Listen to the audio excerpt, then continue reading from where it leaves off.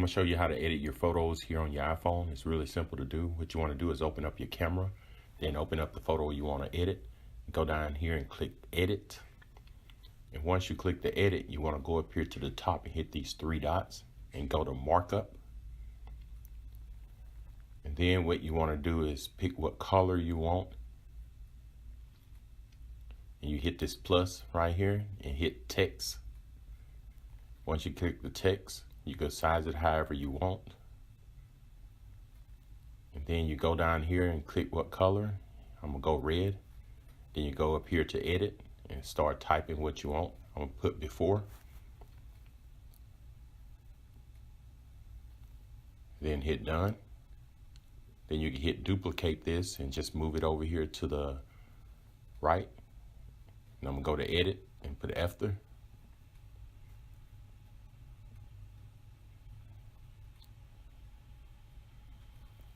And once you click the after, you can go up here and I'm gonna move it to where I want it to, so you can adjust it and then hit done.